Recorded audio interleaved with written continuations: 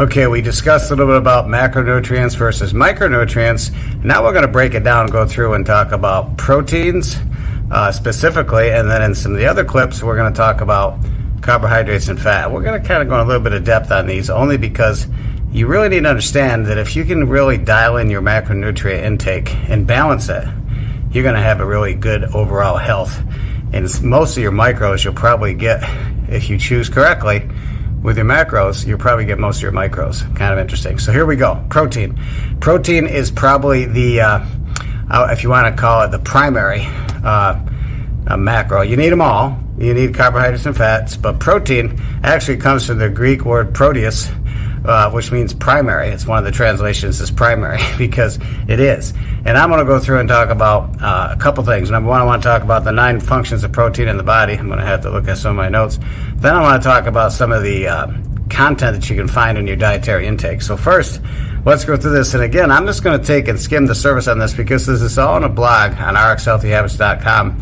And there's an article in there from Healthline that goes through this in detail. So I'm just going to read some of the basics on this. But there's 9 functions. There's probably more, but we're going to talk about that. Number one, your body needs protein for growth and maintenance and of your tissues. So this is a huge thing. You think about athletes, think about pregnant women, think about breastfeeding, think about people that just after surgery. You need that for your tissue, especially your muscle, but other tissues in your body. Here's another one, number 2. Protein is needed because it's going to be very important for some of the biochemical processes. And enzymes are the proteins that aid thousands of biochemical reactions that take place within your cells and outside your cells. So huge. Proteins are involved because of enzymes. Messengers, this is number 3.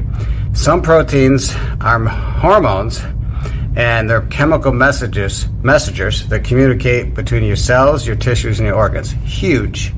And I'm not going to go through all these, but there's different categories of hormones. You can read about those. That's why you got to have fats. But protein and polypeptides make up most of your these are the big players when it comes to hormones. Insulin, you know what that's for, right? To get glucose into your cells.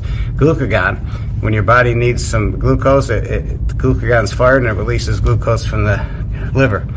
HCG, ADH, and ACTH. So that's cortisol, ACTH.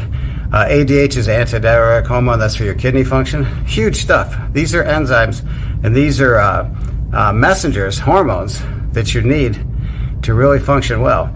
Structure. Proteins are going to provide fibrous and provide cell and tissues with stiffness and rigidity. So collagen, keratin, all these things are so important from protein, right? Maintains proper pH. So protein plays a vital role in regulating the concentration of acids and bases in your blood and other bodily fluids. So this is so huge that you have proper pH. Without it, boy, things go south real fast.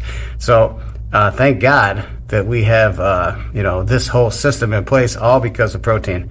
Here's another one. It balances fluids. It regulates the body process to maintain fluid balance. You got a lot of things in there like albumin and globulin. You want to make sure these levels stay steady. And if you don't eat enough protein, you're going to have some trouble there.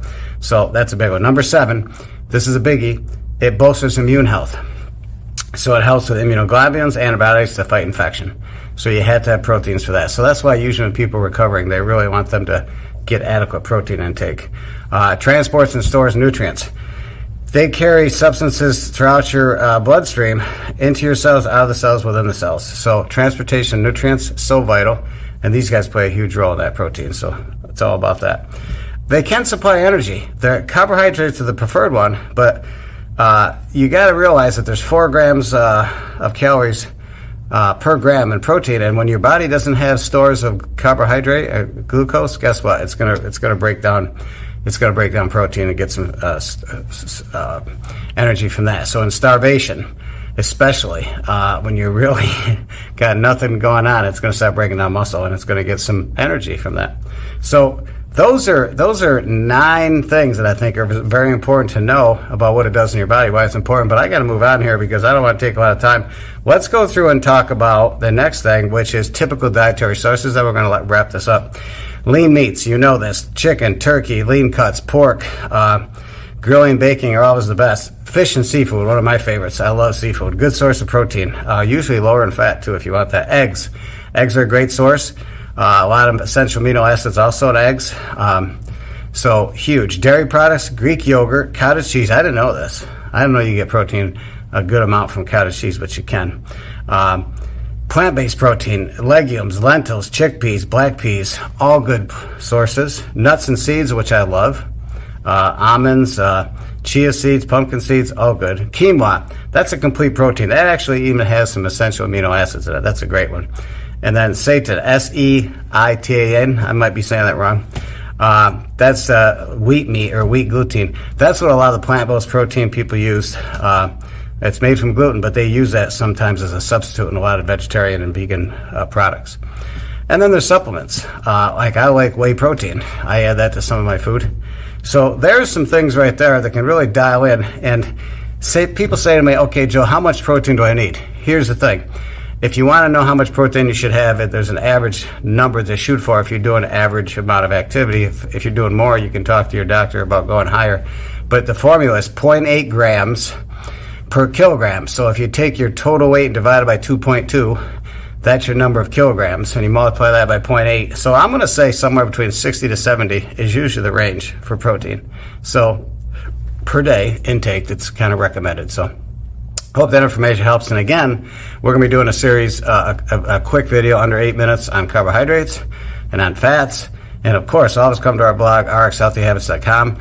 We got all this laid out in a beautiful blog on macronutrients that's really going to help you understand it better, because the more I understood it, the more I'm like, hey, you really got to get a balance with these, and you got to be really looking at the amount that you're getting per day. Most Americans, unfortunately, we tend to go more towards carbohydrates. They're cheaper, less expensive, more readily available.